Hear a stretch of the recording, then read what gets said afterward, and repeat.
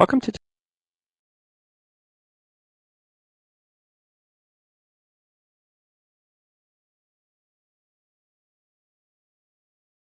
students to pursue STEM and trades careers, next steps after Vermont's Women Can Do Conference, a student event, with Kelly Walsh, Megan Pollock, and Lynn Vera.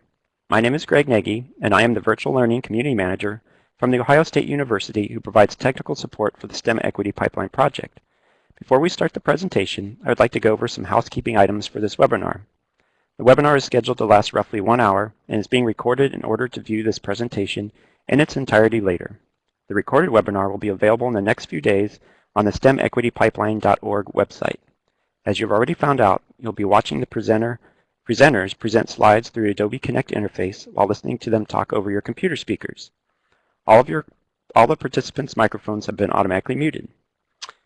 If you would like, you can make the presentation larger for you just by clicking the full screen button at the top of the Adobe Connect window. Click it again to return to the normal screen. The presenters will answer questions after the presentation.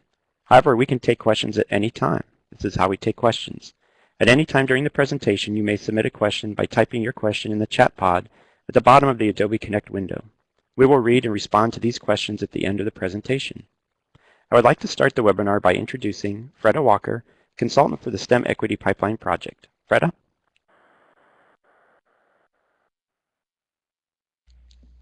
Good morning. We welcome everyone to our webinar this November. I'd like to start by just sharing that we have three speakers today. So I'm going to introduce them a little bit later, but I'd like to talk about our funding. This is the National Alliance for Partnership and Equity, and we are in collaboration today with the Vermont Agency of Education, the Vermont Works for Women, and the National Science Foundation. All are helping to fund the webinar, and we appreciate their partnership.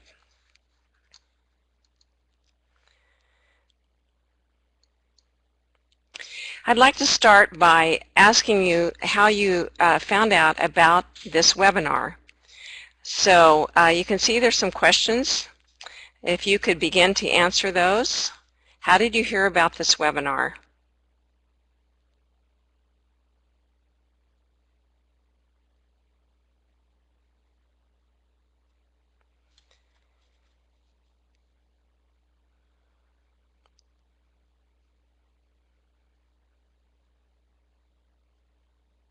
Okay, let's display the results. Maybe everyone can already see them, but you can see that most people have heard through our mail, through the pipeline email listserv, some from other listservs. If you actually had another listserv, would you please go to the chat window and let us know how you heard about it. Also, if you had a newsletter other than the STEM Equity Pipeline newsletter, could you tell us which newsletter? I can see a few people are chatting, and thank you. Okay, we'll move on. I'd like to remind everyone that you can view all of our archived webinars at the stemequitypipeline.org website. Also, if you would like to receive a certification of completion of today's webinar, if you will fill out the evaluation that we pop up at the end, or that comes to an email to you, then you'll be able to download a certificate and put your name in and have that as to be able to use for professional development hours. We have some resource documents for you, and I want to tell you that today it's just the best one that we've had. It is full of information, and it has the contact information for our presenters. So if you look in the documents to download, if you were to highlight that document, and then you can hit the download button, it'll bring up another screen, and you can download it to your computer. So be sure and do that today so you have that to take with you. It also includes all the links and all the references and resources that have been identified from the three speakers. Please use the chat function to let us know what's happening, or your reactions, your ideas, or anything that you have to share.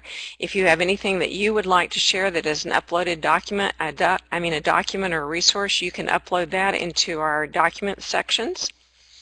And a reminder that our questions will come at the end of the presentation. You can enter your questions in the question box there, you should see that on your screen just above the chat function. Okay, who's participating in the webinar today? Let's start answering, and everybody can just watch because the results are being broadcast. Oh, right now we have a real 30-30-30 mix, kind of 33 mix.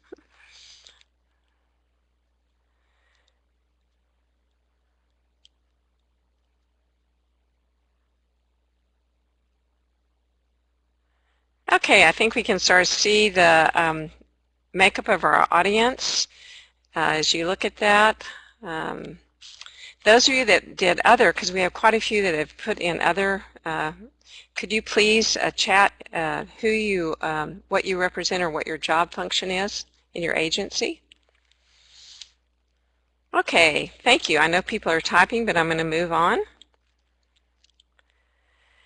I have another question that relates to who's on the webinar, and this one I want to tell you that the screenshot on our PPT is a little bit different, but if you look right here you can see that I have 4 questions I'd like to ask you. I work in Vermont and attended a Women Can Do conference, or I worked in Vermont and I did not attend. I do not work in Vermont but have attended a non-traditional careers or trades event for females. Or I do not work in Vermont and I've never attended a non-traditional career event for females.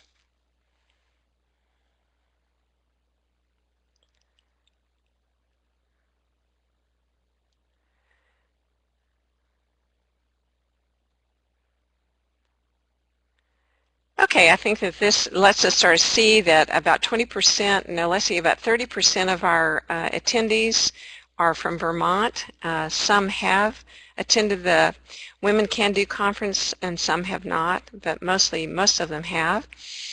We have many who have, well, it's a pretty almost, well, there's a division then between those that are outside of Vermont and have attended an event or not attended an event. So thank you for your answers. If any of you want to chat and tell us some of the things that you've attended that pertain to non-traditional careers, we'd appreciate your information. Okay, let's move on. I'd like to know now if you can tell us whether you represent an elementary, a middle school, a high school, K through 12, community college, university, or other, and if you have other, please use the chat function.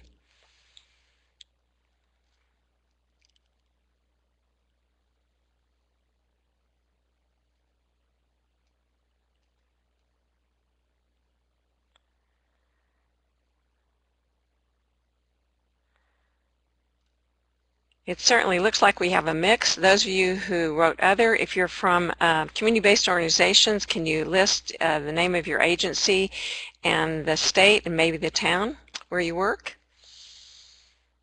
Okay, let's move on. Let's close that poll. I'd like to know also if there's anyone that is watching this webinar with you. It helps us to know how many people are actually online. So let's see.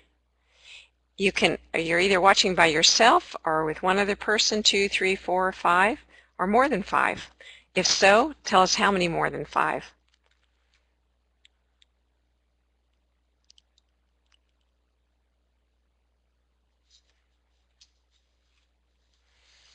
Okay, so we have a few that are watching as a group. We appreciate the groups that have joined us. Let's move to the next poll. Oh, it's not the next poll, the next slide, thank you. These are our 3 speakers today. They're going to talk about engaging students to pursue STEM and trades careers. It's really a follow-up to an event such as the Vermont's Women Can Do conference, which is a student event. I'm going to introduce Kelly. Kelly will introduce Megan, and Megan will introduce Lynn. Kelly, you're on.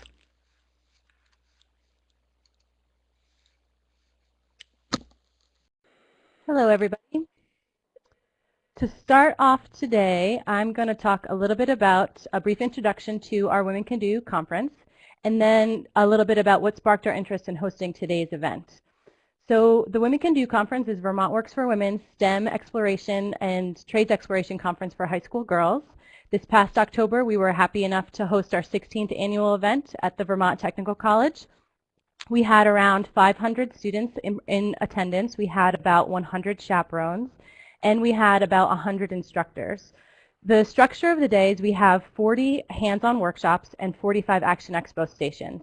The girls have the opportunity to choose the programs that they're interested in looking at, and all of them are focused on these STEM and trades careers. The vast majority of our instructors are females who are professionals in these fields, and we also have the opportunity to bring in students who are currently enrolled, so female students who are currently enrolled in their local technical center in non-traditional programs to serve as student leaders.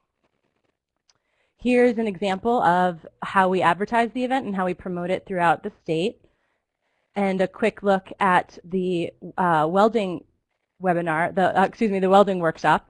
And as you can see, the girls there, this is very much a hands-on event. They're not just looking, they're not watching what's happening, they're doing it themselves. As I mentioned, all of the workshops and action stations are focused in the STEM and trades careers, and here are some examples of what they were looking at and doing this past October. And we're really proud of this event. We're tremendously proud of this event. We know that it's an excellent introduction for girls into these non-traditional careers, into thinking about these careers. It's a fantastic opportunity for them to be connected with female role models who are already in these fields, who they can connect with and think more about how they can follow up with this. But we also realize that it's just a start. It's just the first spark, maybe the beginning of their interest in these different pieces. So our hope for today is to talk about when we have such an event, when we do spark a student's interest, when they recognize that this is something that they might want to pursue, what can we as educators do to help them continue that exploration, to help them follow through and find out how to get into those different careers. And so today we're going to look on some opportunities both within the state of Vermont and nationally that can help us build on that excitement and help different pieces and follow through with that. So to start us off with the national perspective, I'm going to pass it off to Megan Pollock, who is the Director of Professional Development for the National Alliance for Partnerships in Equity.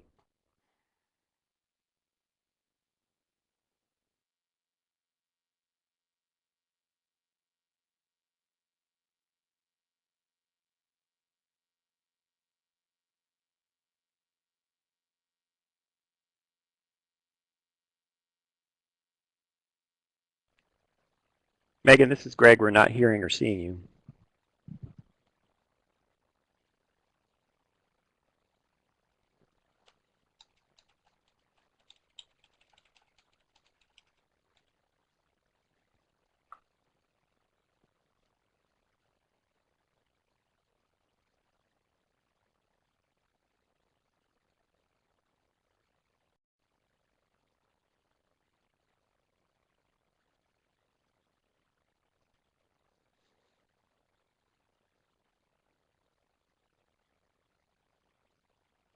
Friday, we can't hear you either. Everyone, we're having a little technical problem, although we tested this morning before we got on. So I'm sure Megan will be getting on in a minute or two. So let's just hang together on this and see what's happening. I think we'll just give her a little bit of time. And if not, then I will move forward and have Lynn come in. But let me see if she chats to me.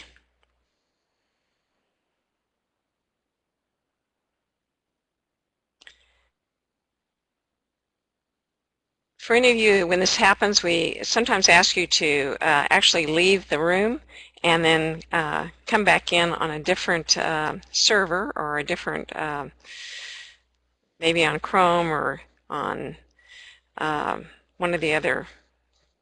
I can't think, Greg, about which thing I want to say, but. Browser? Test, test, test. I can hear you, Megan. That sounds good. Let's see if we can see you. Thank you. There we go. Okay. Hello, everyone. Sorry for the difficulty. I could see and hear myself. I don't know why you all couldn't hear me and see me.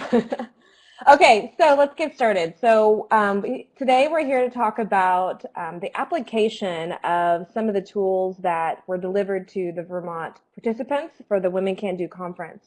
And so one of the tools that was provided to the participants and to the volunteers and to the role models there was the STEM Career Toolkit that NAEP has. And so we're going to talk a little bit about that toolkit, but we're really going to talk about it in as a framework for how to talk to young women, to talk to students and get them excited about STEM careers and non-traditional careers in general.